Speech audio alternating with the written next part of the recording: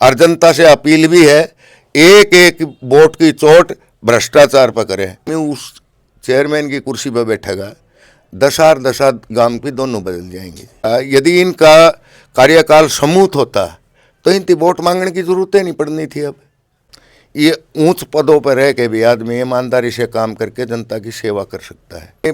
Property ID भी लेने गया है नहीं कोई भी नागरिक है, उसके आख्या में तो पानी आया है जी। तो हम सिर्फ 5 सेकंड में अपना 5 साल का भविष्य तय करते हैं।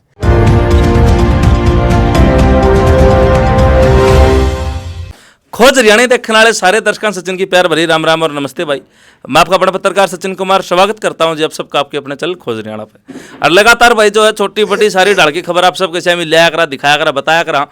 और फिलहाल भी जो है अभी कवरेज के ऊपर हाँ दादू नगरी भवानीखेड़ा के अंदर मौजूद है नगर पालिका है भाई। और आप सब ने बेरा निकाय के चुनाव हैं, 2 तारीख का चुनाव है, 2 मार्च का। और उससे पहले चुनावी बिगुल बच चुका है। हर एक कैंडिडेट अपनी तरफ से पूरी 100% कोशिश करना रहे कि जनता ने अपनी तरफ प्रभावित कर पाऊँ, जनता का समर्थन ले पाऊँ और जो है जीत की सिरमौर उसके सिर पाऊँ। फिलहाल दादू नगरी भवानीखेड़ा मौजूद है और बहुत सारे कैंडिडेट जो चुनावी मैदान में है, तकरीबन 12-13 जो है दरखास्त टोटल लगी हैं भाई। अलग अलग कैंडिडेट ने लगाई हैं कि मैं भी चुनाव लड़ना चाहूँ, लोकतंत्र है, हर कोई चुनाव लड़ सके। और उसी बीच जो है एक कैंडिडेट का पहला आपने जो है बातचीत सुनी, अब दूसरे कैंडिडेट अपने साथ में है सजन भारद्वाज जी। तो इनसे भी जानकारी लेंगे क्या कारण है, क्यों ये चुनावी मैदान में उतरे हैं और किस तरह नजरिया है ये चुनाव के प्रति रखना रहे। पहले तो भारद्वाज जी राम राम। राम राम जी। ठीक ठाक हो? हाँ बिल्कुल ठीक ठाक जी। खोज हरियाणा के पत्रकार पूरी टीम ने मेरी तरफ से हार्दिक बधाई जी और शुभकामनाएं जी। आपका चैनल बहुत ऊंचाई तक जाए जी। इसी आशाओं के साथ आप जो पूछना चाहते हैं उनका बेबाक और स्वतंत्र आपको हमारी बात रखने का मौका देंगे जी। तो भारद्वाज जी मैं तो यही चीज़ जानना चाहूँ कि पहले आपका राजनीति में कोई पीछे चुनावी कुछ एक्सपीरियंस अनुभव? देखो जी, राजनीति में तो मेरा अनुभव नहीं रहा है, परंतु मैं एम्प्लॉइज राजनीति में रहा हूँ। अच्छा। मेरा 38 साल का जीवन है एम्प्लॉइज लीडरशिप में गया है और मैं Indian public service employees federation का एग्जीक्यूटिव मेंबर हूँ। अच्छा। Haryana government PWD mechanical worker union का मुख्य सलाहकार हूँ अब भी, और Haryana government PWD mechanical worker union का मैं राज्य उप प्रधान भी रहा हूँ। ये मेरा लगातार 30 साल का संघर्ष रहा है, जिसमें मैंने पूरी ईमानदारी से संघर्ष लड़के सरकार के साथ और बहुत से कर्मचारियों को रेगुलर करवा चुके होंगे। अब की बात करा तो यो चुनाव जो है थोड़ा अलग डाल का है, छत्तीस बिरादरी का भाईचारा का चुनाव अपना जो है नगर पालिका का है।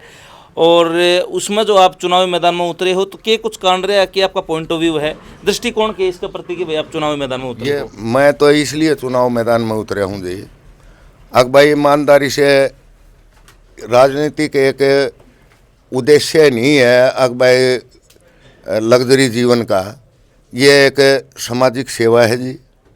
ये ऊंच पदों पर रह के भी आदमी ईमानदारी से काम करके जनता की सेवा कर सकता है।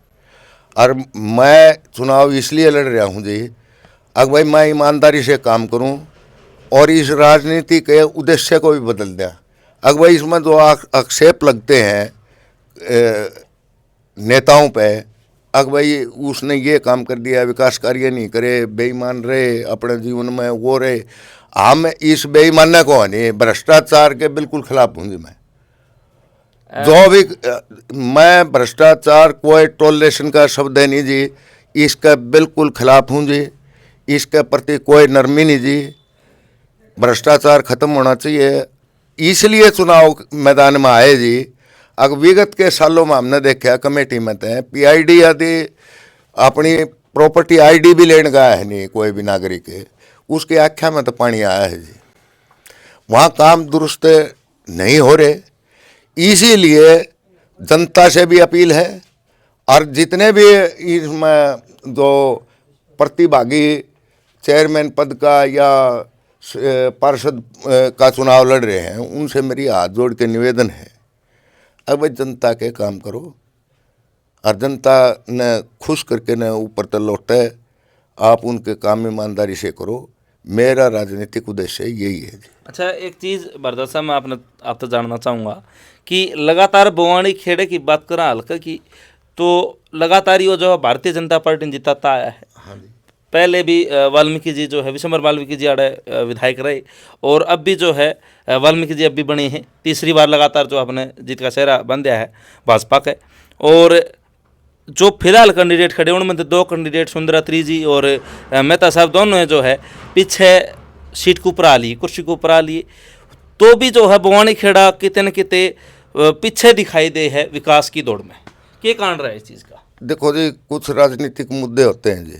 आपने विधायक कपूर सिंह का नाम लिया है पहले, भारतीय जनता पार्टी का। हालांकि मैं कोई किसी पार्टी से जुड़े हुआ व्यक्ति नहीं हूँ, ना मैं कांग्रेस से जुड़ा हुआ हूँ, ना मैं भारतीय जनता पार्टी से जुड़ा हुआ व्यक्ति हूँ। हम तो इस बात के कायल हैं, अब कोई भी किसी पार्टी से या निर्दलीय हो, कोई भी आदमी हो, ईमानदारी से आए इस पद पे और योग्यता के अनुसार जनता को सेवाएं दे अपनी। पीछे क्या कुछ कार्यकाल रहा है पीछे चेयरमैन वाले कार्यकाल है जनता के सामने है जी। कई कैंडिडेट आओगे आपका आगे जिनने व्याख्यान कराया है इनका। यदि इनका कार्यकाल समूथ होता तो इनकी वोट मांगने की जरूरत ही नहीं पड़नी थी। अब इनको कोई तो वोट मांगने की जरूरत नहीं थी। इनका पिछला कार्यकाल देखते और वोट गिर देते जनता के, तो इनकी तो कोई घना संघर्ष करने की जरूरत नहीं थी।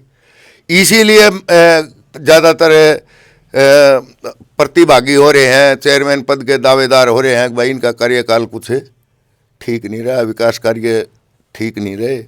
इसलिए उनको दुरुस्त करने के लिए पूरी नगरी में तो 12-13 कैंडिडेट तैयार हुए हैं, तो उनका कोई न कोई तो विरोध का कारण बनया है। पीछे जो है नाथ जीते ही महाराज जीते भी जो है चेयरमैन ने दे दी गई थी मंजिकरा सुने, पंचायत भी हुई, कैंडिडेट जो है उनका भाई चेयरमैन ने उनते सौंपे आए थे, उनके पायाम धरे आए थे।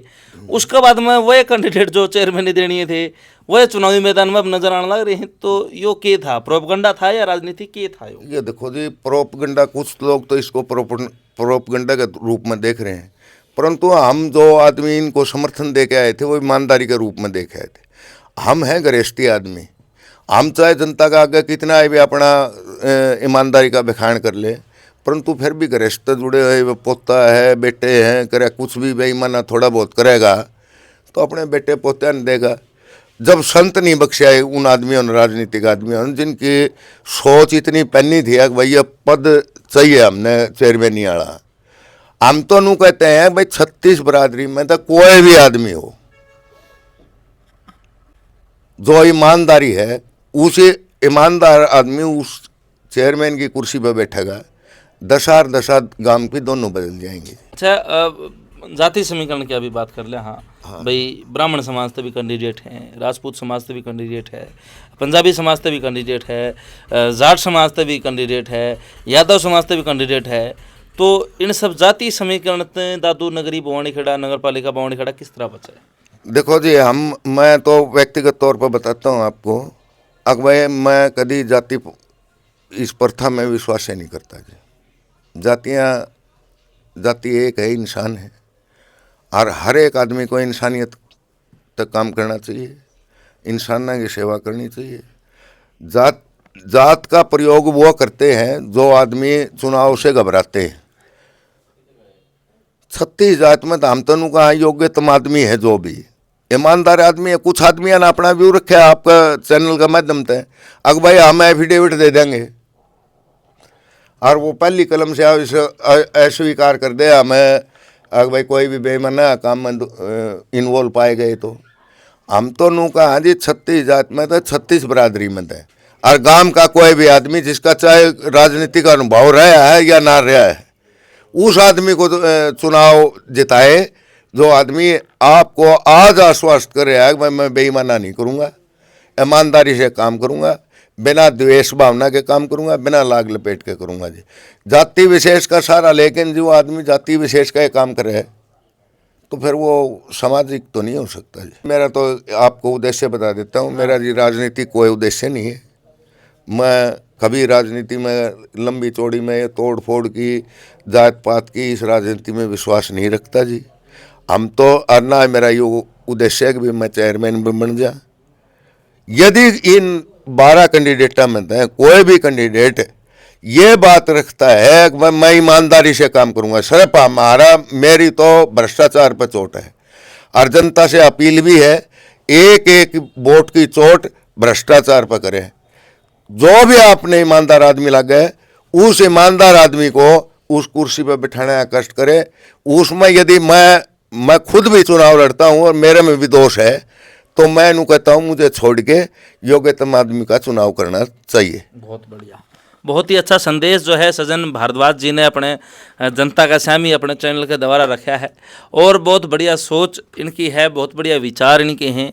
लगातार जो है कैंडिडेट अपने चैनल को प्राणना रहे हैं, अपने विचार धरना रहे हैं। अब सोचना दादू नगरी बवनी खेड़ा ने है कि कौन सा कैंडिडेट सबसे बढ़िया है, सबसे सर्वोत्तम है, सबसे सर्वश्रेष्ठ है, जो नगरी के काम करवाओगा, जो गांव के, जो कस्बे के, जो नगर पालिका के काम करवाओगा और नगर पालिका ने अग्गे लेके जाएगा। भाई सबसे बड़ी बात यह है जो विकास कर सके उसके ऊपर विश्वास करियो, जाति पाति और अपना परायण छोड़ की, क्योंकि काम 5 साल एक बार कलम अगर किसी का हाथ में चली गई वो अच्छा ना वो अपना दौरत कर सके। हाँ जी जनाब, हमारे पास सिर्फ 2 तारीख को 5 सेकंड का टाइम होगा बटन दबाने के लिए। मशीन का 5 सेकंड का समय है। यदि फालतू समय लेता है कोई भी मतदाता तो पीछे से आवाज़ आएगी, भाई साहब आप जल्दी मतदान करें, लंबी लाइन बहुत है। तो हम सिर्फ 5 सेकंड में अपना 5 साल का भविष्य तय करते हैं। इसलिए जनता से फिर हाथ जोड़ के अपील है आपका चैनल के माध्यम से, अगर भाई आप वोट करके आए, निष्पक्ष करके आए, बिना जाति के, बिना द्वेष के, बिना कोई लाग लपेट के, बिना किसी मानसिकता को उग्र और नरम करके न कदे भ्रष्टाचारी आदमी के प्रति नरम रुख भी नहीं होना चाहिए और किसी बड़ी आदमी के प्रति करड़ा रुख भी नहीं होना चाहिए। इसलिए मुझे बवानी खेड़ा की जनता पे पूर्ण रूप से विश्वास है। अब की बार जो भी इन पदों पर आदमी जाएंगे वो योग्यतम और ईमानदार आदमी जाएंगे। इसी के साथ आपके चैनल का बहुत बहुत धन्यवाद जी, आपने जो हमारी बात रखी है, इसलिए हम आपके आभारी हैं। तो जो है भाई बात रख दी है, अब चुनाव आपने करना है। बहुत बढ़िया बात बताई, 5 सेकंड में 5 साल का फैसला दादू नगरी बवनी खेड़ा लेगा। तो अपने राय कमेंट बॉक्स में दर दियो कि कौन सा कैंडिडेट आपने सबसे बढ़िया लगा, किसके काम बढ़िया लगे, और चैनल सब्सक्राइब कर लियो भाई। सारे दर्शकों चाची ताइयान भाण मैन पिने राम राम जी। राम राम साहब।